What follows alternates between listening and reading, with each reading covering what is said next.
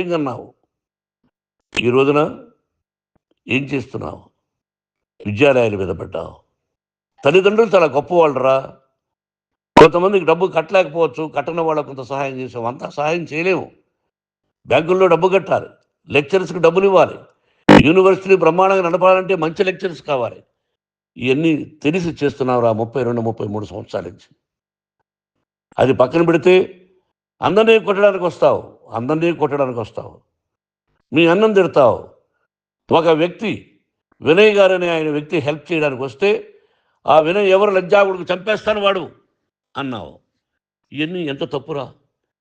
అంటే మీ నాన్నగారికి ఎవరు సహాయం చేయడానికి వస్తే వాళ్ళందరినీ లజ్జా కొడుకులు అంటావు, చంపేస్తానంటావు. మీ అన్నను చంపేస్తానన్నావు. చంపరా చూద్దాం మీ అన్న. నేనే అన్నా. తాకరా నీ ధైర్యం ఉంటే అన్నా.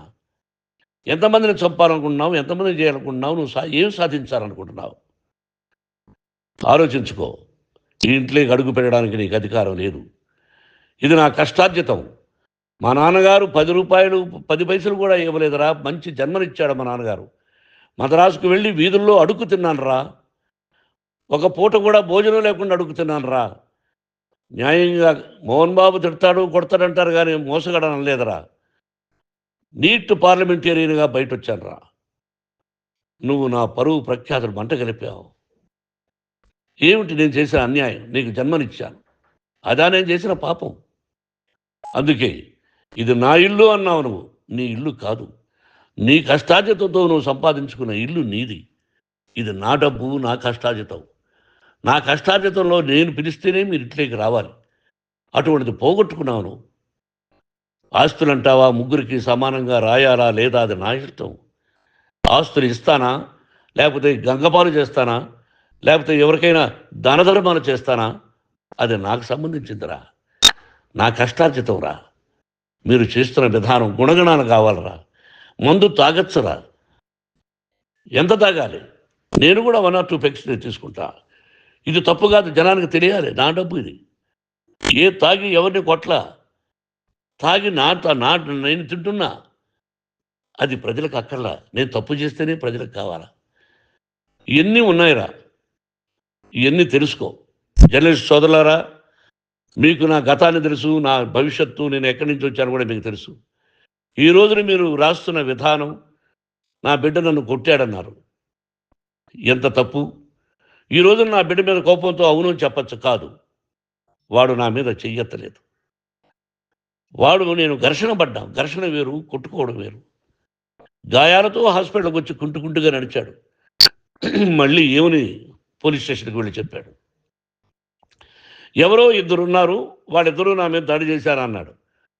నా ఇంట్లో పనిచేస్తున్న వ్యక్తుల గురించి పోలీస్ స్టేషన్కి వెళ్ళి చెప్పవలసిన అవసరం అతనికి లేదు, హక్కు లేదు. పోలీస్ డిపార్ట్మెంట్ కూడా తెలుసుకోవాల్సిన విషయం. నా ఇంట్లో ఉండే వర్కర్స్ మీద నేను కంప్లైంట్ ఇవ్వాలి.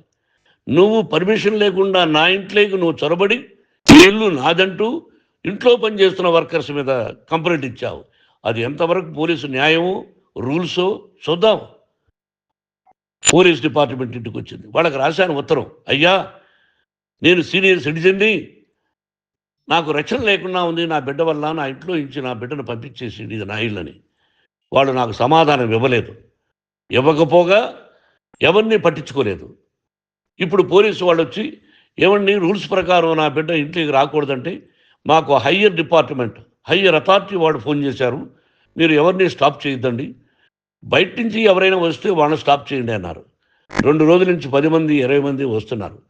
వాళ్ళు అలా చూస్తూ నిలబడ్డారు. వాళ్ళు ఫోటోలు తీసుకున్నారు. వాళ్ళ మీద మళ్ళీ వదిలేస్తున్నారు. ఎవరిని నిందించాలి? But I give respect to the police department. వాళ్ళకి ఎవరు ఏ అధికారి ఫోన్ చేశాడో, ఆ అధికారికి ఏ పొలిటీషియన్ చేశాడో అది వాళ్ళకే వదిలేస్తున్నా.